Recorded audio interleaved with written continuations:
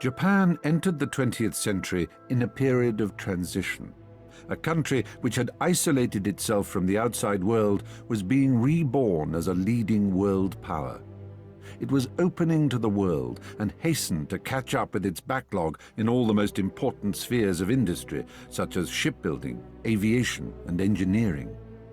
Foreign specialists were invited to train Japanese engineers, and the Japanese themselves started traveling and studying technical novelties. Over several decades, Japan managed to catch up with its backlog in the technical aspect almost from scratch, and to realize itself as a power which should dominate implicitly in the region. As it started to gain power, Japan turned its attention to its neighbors, aiming at expanding its areas of influence and its territories. Thus, in 1879, the Ryukyu state located on Okinawa Island was annexed, and in 1894, Japan fought a war with China, as a result of which Japan gained the island of Taiwan. Another war over redivision of areas of influence was fought between Japan and Russia in 1904 and 1905, the main result of which was the final annexation of Korea to Japan in 1910. All those wars won at the turn of the century built up the glory of the Japanese army and navy, as well as strengthening the faith of the Japanese in their unconquerable armed forces, and their confidence that Japan should become the largest state in Asia. In 1922, Japan was the first country in the world to launch a ship whose class was strictly determined as aircraft carrier. Shortly after that, aircraft carriers initially built as battleships went into service. All these facts demonstrate the importance of specifically naval aircraft in Japan. As both the Army and Navy possessed their own aircraft in Japan, both of them developed its aircraft quite separately. In fact, these two military forces were completely independent of each other and sometimes had utterly different views on conducting military operations and the location of those actions as well. In 1937, a new war with China began when Japan established control over the northern and central parts of the territory.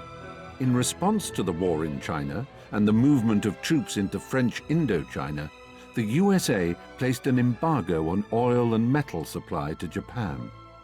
These materials were vital for the conduct of military operations, so Japan had to seek out another source. It was quickly found in European colonies in Southeast Asia, which automatically made them the object of military invasion. After the introduction of the embargo, the Japanese headquarters became more and more conscious that conflict with the USA and England was inevitable if the country continued its expansion southwards. And consequently, plans for a preemptive strike began to emerge. One of the possible plans even provided for striking an aircraft carrier blow on the Pearl Harbor Naval Base located on the Oahu Island of Hawaii. However, these plans would only be implemented if peace talks failed and Japan did not succeed in convincing America in the rightness of her position. On April 10, 1941, Japan established the first aircraft carrier fleet comprising 3 divisions of 2 aircraft carriers each. It was the first large formation of aircraft carriers in the world. And on November 16, 1941, 1 century after American military forces put an end to the isolation of Japan, the Japanese First Air Fleet, including 6 aircraft carriers, Akagi, Kaga, Soryu, Hiryu, Shokaku, Zuikaku, left their ports and headed to Hawaii.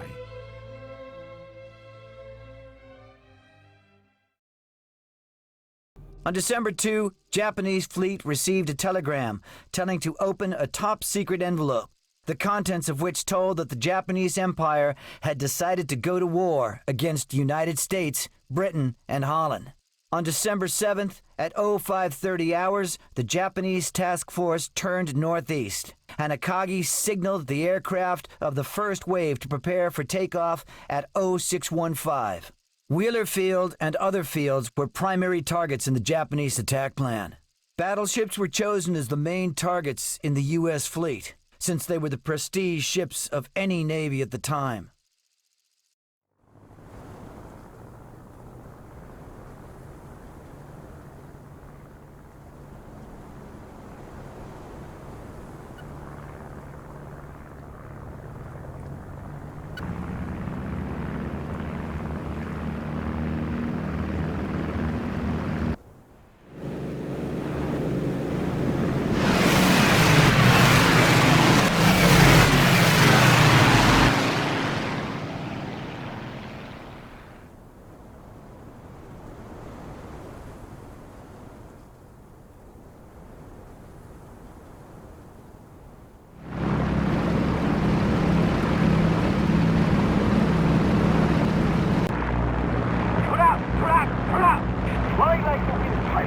the enemy's fleet and military bases and bring destruction.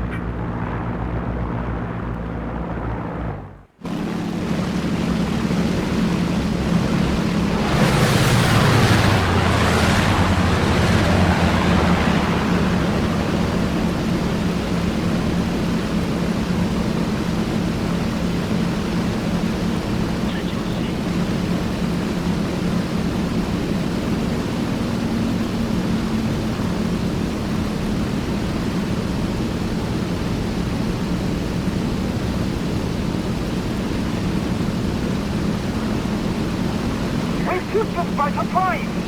Attack hangars in the airplanes at the airport!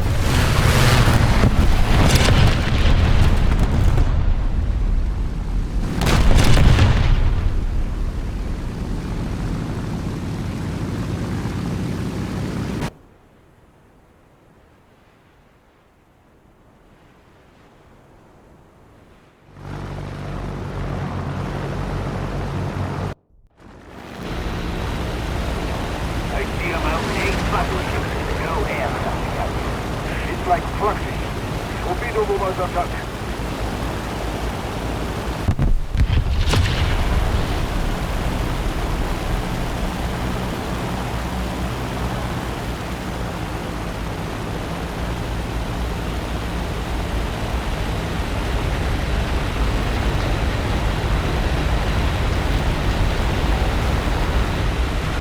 Target is hit.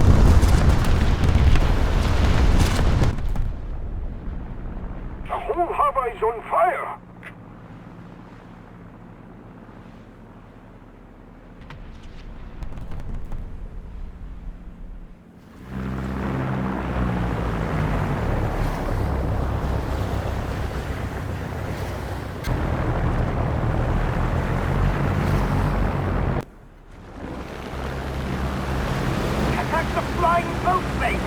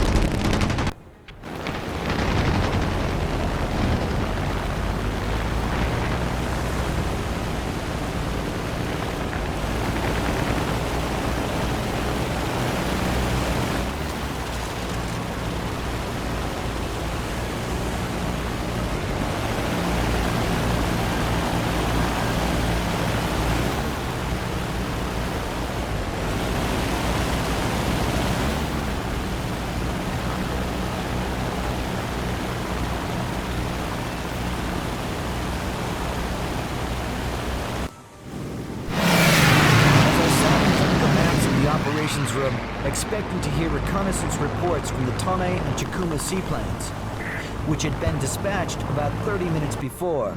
The first report from the Chikuma's plane came in. It read, "The enemy fleet is not in Lahaina anchorage. The enemy fleet is in Pearl Harbor." How pleased we were to receive this report. Instinctively, Admiral Nagumo and all of his staff officers looked at each other and could not suppress their smiles. The only thing remaining was to await the results of the attack. Vice Admiral Ryunosuke Kusaka, Chief of Staff, 1st Air Fleet.